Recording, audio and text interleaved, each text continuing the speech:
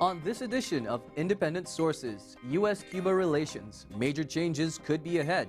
I think that even without major political reforms in Cuba, as demanded by the House Burden Law and the embargo laws of the U.S., you would have a lot of faster movement in the relations if Cuba did accelerate the economic reform process. And the evolution of public libraries faced with budget cuts and the digital revolution. They have 40 million visitors a year.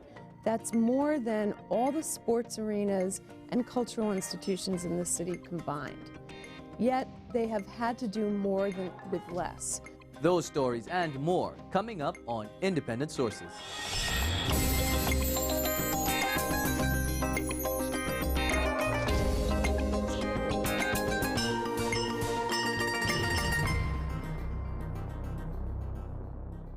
Welcome to Independent Sources, bringing you news from New York's ethnic and immigrant communities. I'm Zyphus Lebrun. For the past 50 years, U.S. policy towards Cuba has been pretty straightforward. A series of economic embargoes meant to stifle the island's economic growth and promotion of their political ideology. Despite U.S. policy and some tough tactics by Europe, Cuba has been able to survive through a combination of stringent restrictions on its citizens, funding from left-leaning leaders in Latin America, and a charismatic leader of its own. Now, the tides seem to be turning. Recently, a poll by the Atlantic Council think tank found that more than half of the respondents said it was time for the U.S. to change its stance on Cuba. So, is that the case? And what are some of the ramifications? Gary Pierre-Pierre got answers to these and other questions from Professors Vanessa Perez and Mauricio Font. Vanessa, do you believe that there will be any significant change towards in U.S. policy towards Cuba after the November midterm elections? I'm not sure if there's going to be a significant change, but I think that it's certainly time for there to be some significant change in policy towards Cuba. It's time to start normalizing relationships with Cuba. We've had an embargo for over 50 years, and it has not been effective in changing the government in Cuba. So I think it is time to start moving towards a more normalized relationship. It's what most Americans support, and it's what the global community supports. Mauricio, you know, whatever the U.S. has said about the Castro government over the years, you could say 10 times worse about China. So why is it that we go out of our way to stabilize, normalize relationships with China, whereas when it comes to Cuba, it's been 15 years and counting? Why is that? I think part of this, it's a Cold War issue. Cuba did side with the Soviet Union at a key moment. There was a showdown in the early 60s, and there was a moment of definition, and the U.S. Took a hard line against the installment of missiles in Cuba, and then a series of things happened afterwards and before. So I think there's a lot of history that took place in the 60s. It is Cold War stuff. The Cold War is over, so it's time to change. I would agree with Vanessa that it's time to revisit that whole issue of relations with Cuba. And certainly, you could argue that it does not make a lot of sense for the U.S. as a whole. However, you do have a block of people in Florida, and not all Cuban Americans. I would say it's more than half. Actually, I would disagree with the polls, but I would say that it's a very significant group of Cuban Americans. And you also have the hardline, Cold War warriors who are still hurting about what their defeats in the 60s. And after all, Fidel, Cuba did win some victories at the time. So I think it's a complicated story. It needs to be explored in greater depth. But I think those are the two main factors. Vanessa, I used to work in South Florida in the Miami area back in the early 90s. And anybody who dared talked about normalizing relationship with Cuba would be run out of town. And now that's changing a bit. Why is that happening? Why is the change going on in Miami, in South Florida? Yeah, I think part of the reason for that is that the demographics in Florida have changed. So you have the Cubans who moved to that area prior to the 1980s who still predominantly oppose normalizing relations with Cuba.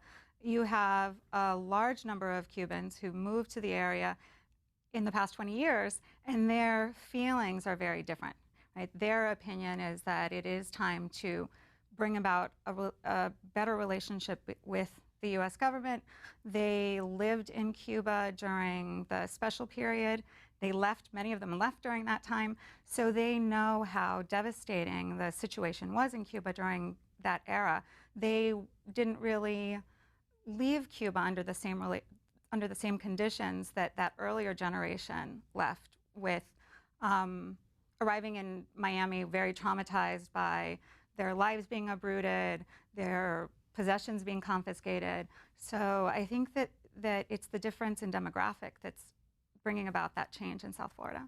Mauricio, speaking of changing demographics and attitude, the sugar tycoon Alonso Ful is, most people know him as the owner of Domino's sugar factory, but he recently made a statement to the media that under the right circumstances, he would invest in Cuba. Explain to our viewers, why is that significant? I think the significance of Ful, who is, has investments in Dominican Republic and throughout the Caribbean, as well as Florida in sugar, is a very successful man, a very successful entrepreneur in sugar, of all things. As Cuba used to be the main producer, is that he, together with Charlie Crist and many politicians from Florida, are now calling for some kind of new policy toward Cuba. So I think there's some shift in the elite, if you will, in Florida toward some kind of a new thinking, fresh thinking in relation to Cuba. That is significant because it alters these people. It's not only because these people are important in the economy, in the political elite, but also because they signify the old hardliners who benefited from the, and by the way, we could go on mentioning other names. Sure. So I think it's a new moment, and I think it's highly significant that this is taking place, and it's a moment that would have to be captured by both sides in Cuba. It takes two to tango, to cha-cha as well. To merengue, whatever. To merengue, whatever it is. It takes two normally, right? Sure. So it has to be some kind of understanding and conversations. And I think I see some signals in Cuba and some signals in Florida very clearly taking place, and in Washington. Sure. When that Atlantic report came out a couple of weeks ago. So you see some, all of a sudden you see some action on both sides. However, there are in both sides, you do have still the intransigents, people who live off of tension. Sure. Now, speaking of both sides, give us a sense what's happening inside Cuba right now, Vanessa. Raul Castro, who succeeded his brother as sort of the supreme leader, has liberalized the economy by providing about 450,000 Cubans working in various industries, and now they can buy cars. Give us a sense of the changes that are going on inside Cuba that, Americans should take a look at it and says, oh, maybe, it is changing. Right. So these are some of the things that all of the past administrations have been asking for in Cuba, and that those changes are starting to take place. We have, as you mentioned, more privatization around real estate, cars, sending money, travel restrictions. Sending money and travel restrictions, right. That changed here in 2009 as well. You have agrarian reform that Raul Castro orchestrated. So there are some changes in the economy that you see happening in Cuba. Those are the things that the United States has been asking for. What hasn't changed is that we still have a one-party system in Cuba, right? That's one of the things that has been part of the conditions for change, is having a more democratic process, and that hasn't happened. So he has brought about some of the changes that have been asked for, but he hasn't. He's not willing to make that type of change, and I don't know if That being said, I still think it's important for the U.S. to look at the changes that are happening. The younger generation of Cubans who've come to the United States in the past 20 years do feel that it's important to liberalize the economy first, open up the economy first, and that's going to lead to the democratic changes. Do you agree, Mauricio? By the way, Gary, if you allow me a commercial, on the 27th of May, we have about 10 Cuban economists from the University of Havana who will be our guests in CUNY at the Billner Center. And we will have a conference with them and other specialists precisely on the issue that your question you're raising, how much change is happening in the Cuban economy. I would say that a significant amount has taken place, but I would also say that and this is, I'm kind of giving voice to what I hear from Cuba, that it's moving too slowly. It's too slow, and it has to move faster to make a difference. And time is running short. Raul is not a kid anymore. He would he's about 80-something years old, isn't he? He would have to be the one to bring this about, because no one has the authority to change such a entrenched, complicated system as the one they still have. What I'd like to see, though, I think that even without major political reforms in Cuba, as demanded by the Helms-Burton Law and the embargo laws of the U.S., you would have a lot of faster movement in the relations if Cuba did accelerate the economic reform process. But that it remains to be seen. Maybe in the next few weeks will be critical. Well, we've seen around the world when a country trying to accelerate things, what happened. And can Cuba afford to accelerate this?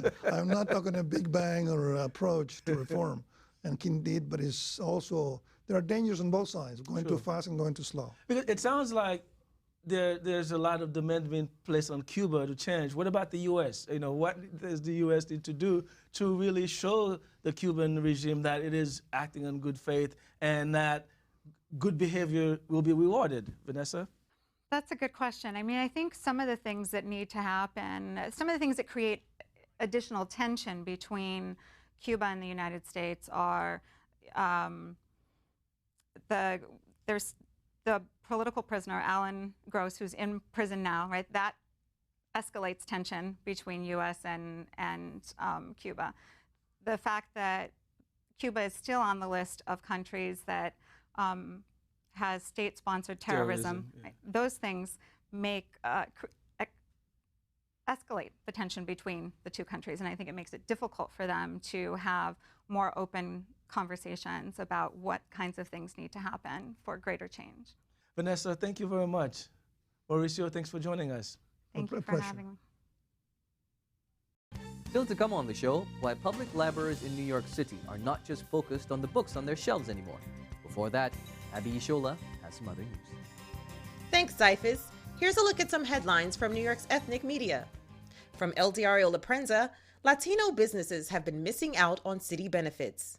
Latinos have the least amount of businesses registered with the City of New York among all minorities and women. Many business owners aren't aware that companies that are 51% minority-owned are eligible for special contracts. Such benefits go to construction, service companies, and sales businesses. World Journal reports that Chinese restaurant workers have received a pay hike. According to several job placement agency workers in New York, Chinese restaurant workers' salaries have gone up an average of $100 monthly across the country. The increase comes as a result of the boost in the economy and more workers opting to work at full-service Chinese and Japanese restaurants instead of traditional Chinese takeouts. Full-service restaurants tend to give better pay and benefits. Storefront rents on Fifth Avenue in Park Slope, Brooklyn, have skyrocketed as a result of the Barclays Center. Along Fifth Avenue between Flatbush Avenue and Warren Street, commercial rents have doubled in the past 2 years. Many owners are asking for up to $100 per square foot. In the past, Fifth Avenue trailed behind the more coveted 7th Avenue in terms of rent and gentrification. The Brooklyn Daily Eagle called it the Barclays effect. Displaced auto body shops from Willets Point, Queens, have found a new home in the Bronx. After the City Council approved a new redevelopment project for Willets Point, several businesses, including auto body shops, were evicted. Many of those auto facilities have found a new home in Hunts Point. The Hunts Point Express writes that business owners are currently completing plans to move into a 150,000 square foot facility on the peninsula. And finally, pipes aren't just pipes for one Long Island City plumber. They are a foundation for art. When 41-year-old Christian Torres isn't fixing pipes as a plumber, he's using them to create artwork. Aluminum shields, copper coils, and handmade lamps are also a part of his list of materials. Torres, who's Argentinian, moved to the United States in 2001. He says he creates each piece to express some of the struggles he's faced in life. That from the Queen's Courier. Those were just a few headlines from New York's ethnic media. Independent sources will be back right after this. Thanks for staying tuned. New York City public libraries are facing millions of dollars in budget cuts. at a time when home computers and smartphones are forcing them to completely revamp the way they do business. Many of them are now marketing themselves as one-stop locations for everything from job training programs to social services. Queens Library, for example, has a child and teen center. They even run a program that assists with choosing healthcare providers. In a moment, Sarah Pizon will speak with Julie Sandorf, the president of the Revson Foundation. It's played a big role in providing private funding for libraries and drawing attention to their plight. Before that, we'll tell you more about the Queens Library initiatives and innovations at other locations. We're one of the 5 biggest libraries in the country, and we're one of 3 public library systems here in New York City: New York Public Library, Queens Public Library, and Brooklyn Public Library. We have 60 branches throughout the borough, and one of the great things about the Brooklyn Public Library system is that we're in every single neighborhood in the borough. We're able to provide access to books electronically as well as hard copies of books. But that's just one part of the story. For the past 5 years, we have what's called a floating collection, where people at their local branch have access not just to the tens of thousands of books in that branch, but have access to all 3 million pieces of material in the Brooklyn system. The technological revolution from the 90s on with the internet and the way computers have infiltrated everything has really enabled the libraries to streamline their functions, to reach out to more people than ever before, to do things in a much faster, simpler way, more organized, and just be more responsive to everybody. And I think that's one of the reasons why our usage is going up so much, because people see how easy it is to access information. The library has been able to transcend the traditional notion of what a library is, because we view ourselves as an educational institution. We provide both formal and informal education opportunities for the people of Queens. We know that there are information needs and resources that local community needs to make informed decisions about healthcare. And in fact, we have a very robust healthcare outreach program in the Rockaways, but we also have one here at Central. Some libraries have taken this on. When the rollout of the new healthcare bill came out, libraries were called to action to serve their communities by providing information about the new healthcare exchanges. We also offer a range of classes and skill-based trainings on computer technology, specific software, certifications for workforce development, and we partner with other institutions to make sure that people are getting the resources and the connections they need to put their newfound education and training to work. We have a total capital need for all those libraries of $300 million. That's funding that we need to keep those buildings in a state of good repair. We get about $15 million a year from the city. Now, we appreciate that funding, but every year it only puts a small dent in that total capital need. And if we don't start to get more funding, 10, 15, 20 years from now, we're going to start running into a real problem. The library is down 20% in staffing since the cut started. That's made a dramatic impact on the number of hours that we can be open to the public. So it's a wonderful time for us to bring people to Albany to talk to our state elected officials about the importance of libraries in New York State and ask them to support us. The state has been a great supporter of public libraries over the years and has really come through for us and in time. So we're looking to them now to restore the funding that they had provided us in the past, because the state obviously had difficulties in funding as well. So we would like to get the public library funding back up to the level that it has been in the past. But we bring busloads of employees and busloads of supporters up to Albany to meet with our elected officials to show them how important libraries are to our communities. Julie, can you tell us a little bit more about your organization and what exactly you guys are doing to help struggling libraries? Sure. The Charles H. Revson Foundation is a philanthropic foundation that was established from the estate of Mr. Revson, the founder of Revlon Cosmetics. And Mr. Revson loved New York City, and he was the son of immigrants, and he believed that the opportunity for self-improvement, to gain knowledge, to be part of a larger community was paramount. And the foundation took a hard look at what were some of the most critical assets and institutions in the communities across the city. And our public libraries, 206 branch libraries, were among the most important, beloved institutions of our city, and they were truly the engines of opportunity for immigrants, who are 41% of our city, young people who wanted their first job. Libraries are the largest employers of teenagers in the city. For families who wanted to have reading opportunities with their children, for students who need a safe place that is quiet to study after school, for cultural enrichment, arts and theater and all sorts of exciting things. They were all happening in branch libraries across the city. So for us, it was a natural. And so what is the threat today to libraries? Well, you know, contrary to conventional wisdom in the digital revolution, libraries are more essential than ever. In New York City, these library systems have experienced an 8% funding cut. That's about $68 million over the last 5 years. At the same time, they're delivering more services than ever. Their circulation went up 59%.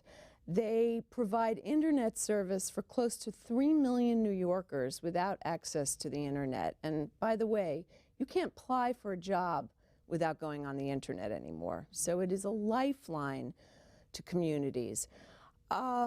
They have 40 million visitors a year. That's more than all the sports arenas and cultural institutions in the city combined.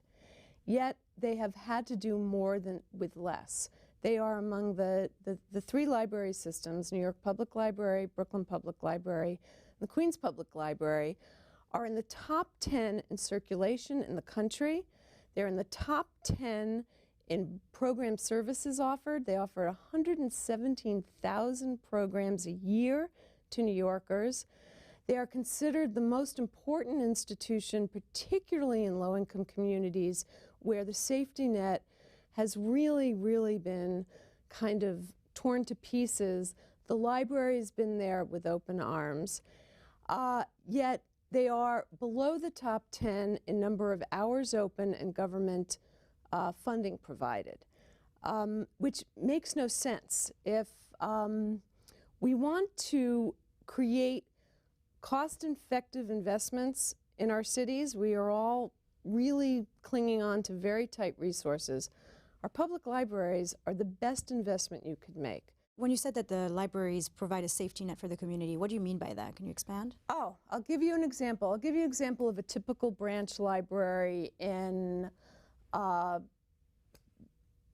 Bed-Stuy, Brooklyn. In the morning, they might have reading programs for 2 to 4-year-olds that sometimes are run by volunteers. At the same time, they'll have a current events program where older people from the community gather to talk about current events, and for them, it's their social lifeline.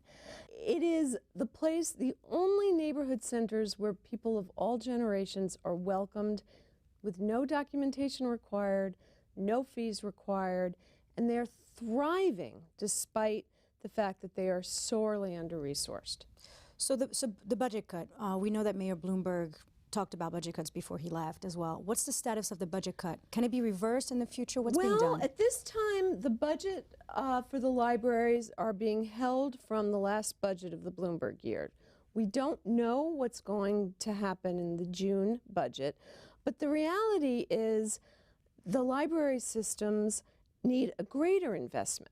For example, other cities we compete with, Boston, San Antonio, San Jose, Chicago, Seattle, Columbus, Ohio, their libraries are open many more hours than our libraries. So, for example, with a $50 million a year investment over and above the current budget, which is a rounding error in New York City's budget, you could have the libraries open 50 hours a week. For $100 million, you could have the libraries open 60 hours a week. That means families could go to the libraries on weekends. Very few branches are opened on weekends. They could bring their children. They could read. They could participate in arts programs. And if we truly believe that this city is the city of opportunity, as it always has been, then why are we not making what is seemingly a very small investment in the most ubiquitous community institutions we have in the city? So tell us a little bit about those specific programs that you guys are doing to advocate. In the Queens Library, we provided funding to create a program called Job Map, which allows anyone to walk into their branch library and online get help with resume writing and job services. That's going to be expanded throughout the city. The New York Public Library was the lead in the country in creating access for the lending of ebooks. And now the major publishers are willing to sell ebooks to libraries all over the country. That started in New York. We are working on a number of efforts to increase community partnerships. We have very limited dollars. The libraries have very limited dollars, so they're stretching them to reach out to service providers, arts programs, literacy programs, job service programs, to bring them into the library because, quite frankly, that's where the people are. And so they are working to get as many services as possible, and if the libraries were open more hours, they could provide even more services. So what's your hope for the future? My hope for the future is that in New York, which is without question driven by the knowledge economy, that the government and more private sector partners realize the incredible value they have in investing what is relatively small amounts of money that yield enormous results, in part because branch libraries are the places where people are going and want to go and feel welcomed. They are the most trusted institutions in our city, and they are the place where this opportunity engine is driven. So I do feel hopeful, and I think that the libraries hold great promise for the next century. Great. Thank you, Julie. Sure. Thank you.